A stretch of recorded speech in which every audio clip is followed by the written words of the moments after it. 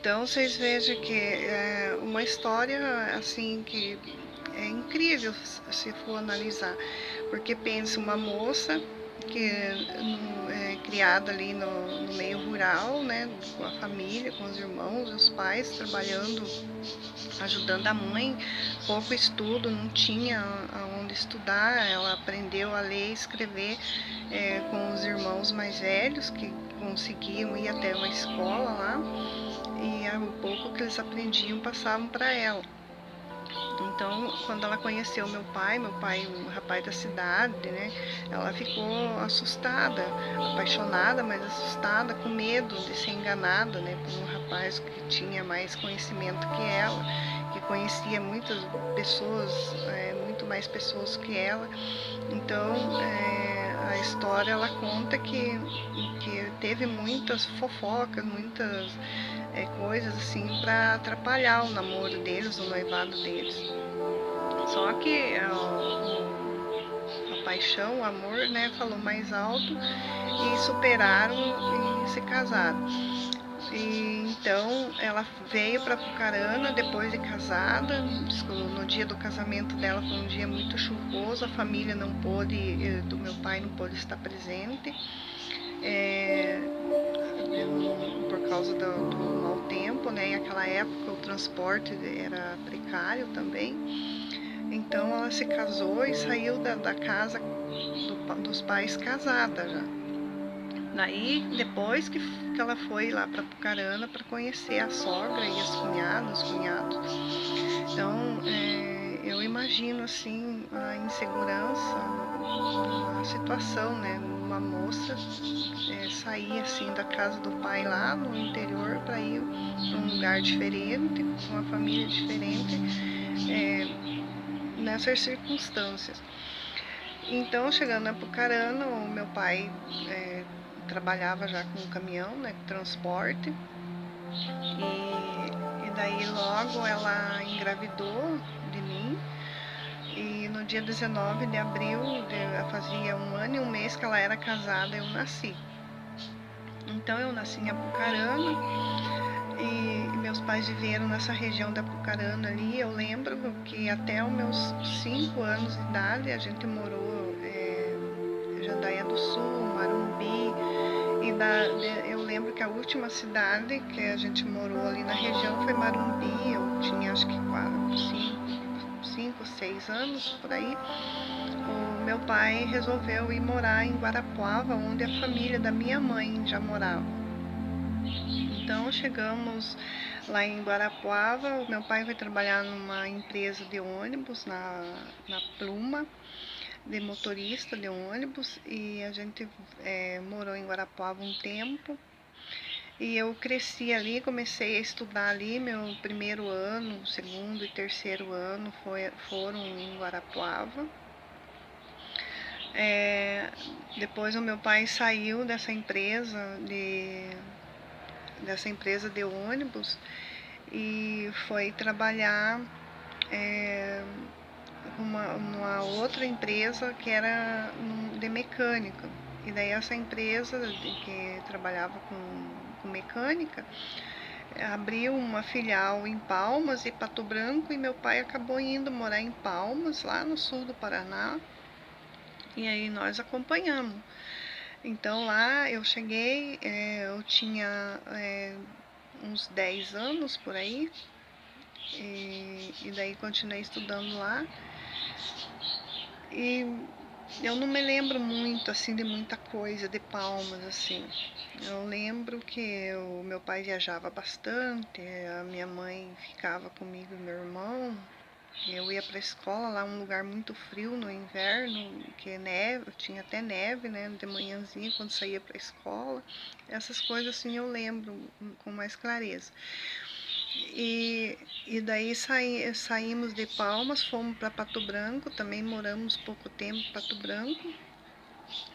E meu pai vivia assim, mudando de lá para cá, daí voltamos para Guarapuava, moramos em Guarapuava mais um tempo. Daí de Guarapuava voltamos para o norte do Paraná, para Maringá. De lá em Maringá a gente ficou mais tempo lá. e lá eu já estava na minha adolescência e já tinha ido pro, hoje, né, ensino médio, naquela época falava-se segundo grau. Então foi uma vida assim, com meu pai meia nômade, né? Que ele não parava muito nos lugares, vivia mudando de cidade para cidade, buscando melhorias. E isso bem no fim, eu acho que atrapalhou um pouco a nossa vida, porque não se constituiu muita coisas sólidas, né? E o que eu quero deixar contando essa história para vocês é para vocês ir percebendo que essas coisas vão se fixando no subconsciente da gente, que é o que eu estou estudando hoje. Então eu estou começando por essa história para vocês já começarem a entender e ter uma noção do que se trata. Vocês imaginam, né? Uma menina como eu, que nasci em Apucarana, daí tive essas várias mudanças de locais, né? Vocês sabem que cada cidade tem um sistema, tem uma cultura predominante. E então, para uma criança isso não é legal, assim. É, e as crenças limitantes que a própria família já tinha, isso vai ficando no subconsciente da pessoa e vai crescendo conforme o corpo, acho que vai crescendo também esse subconsciente dessas crenças, e a gente vai adquirindo esse estilo de vida assim,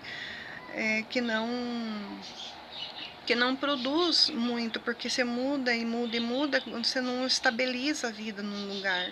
Então, eu acho assim que até estabilizar a vida num lugar, seria legal você morar naquele lugar, ter uma estabilidade primeiro, para daí sair em busca de avançar, nunca regredir.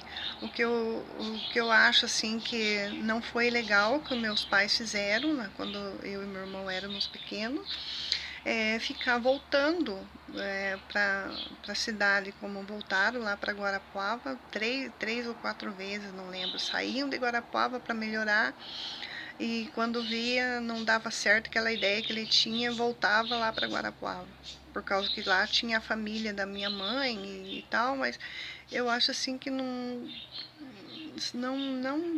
era o que ele devia ter feito, né? Mas fazer o que, né? Naquela época eu era uma criança, não tinha como falar nada, né, e nem exigir nada, então tinha que acompanhar os pais.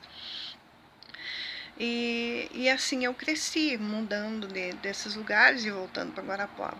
Até que quando eu voltei para Guarapuava, de Maringá, eu saí de Maringá e eu já estava com 20 anos, 21 anos. Daí meu pai foi embora, voltou de Maringá para Guarapuava. Chegou em Guarapuava, começou a ficar doente, ele já estava com vários problemas de saúde, e eu não queria voltar para Guarapuava, fiquei em Maringá, morando em Maringá sozinha lá por algum tempo. Aí a saúde do meu pai complicou muito, e eu, por assim, por querer ficar perto, por dó da minha mãe e tal, né, do meu pai também, resolvi voltar lá para Guarapuava, ficar com eles.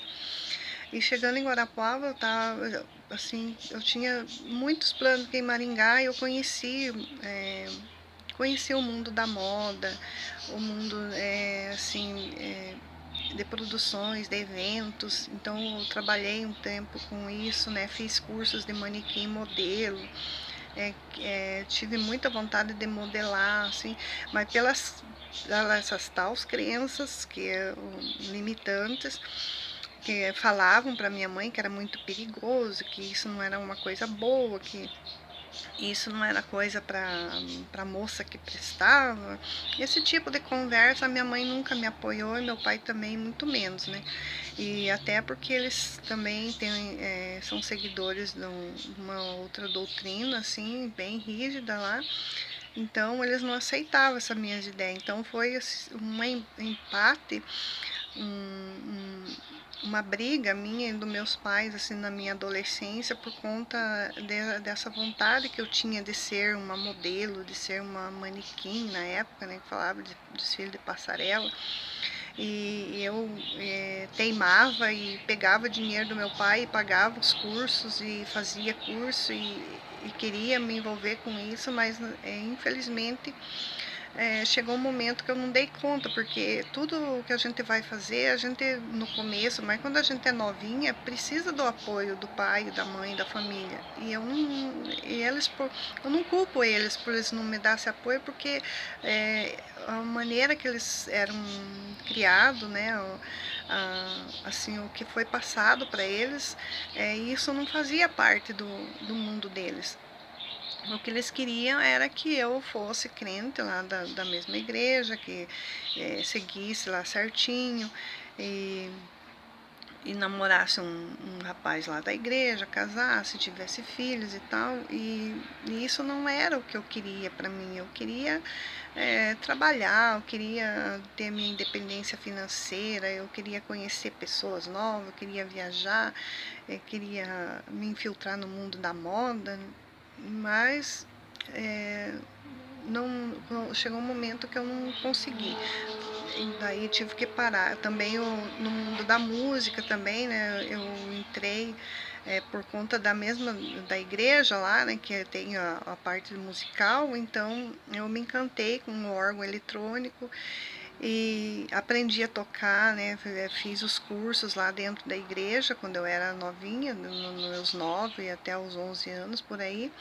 Depois, quando fomos morar em Maringá, lá tinha escolas, né, de órgão, tinha e tem até hoje ótimas escolas de órgão eletrônico, de música. Aí eu fui e fiz cursos nessas escolas, até trabalhei uma época dando aula de órgão, para tocar órgão eletrônico. E nisso eu tinha um pouco de apoio dos meus pais, porque eles queriam que eu tocasse na igreja. Mas só que quando eu comecei a tocar, que eu comecei a conhecer as escolas, isso eu vi que eu poderia trabalhar com isso, né? E na igreja também tinha muita competição das irmãs que tocam o órgão lá. Não sei como que é hoje, faz muito tempo que eu não vou mais, mas naquela época tinha uma competição bem grande, que todas queriam ter o momento delas, né? E eu já não gostei, já não quis me intervir e não participei e caí fora. Aí eu fui trabalhar no mundo da música, assim, mas em exposição, em outros caminhos.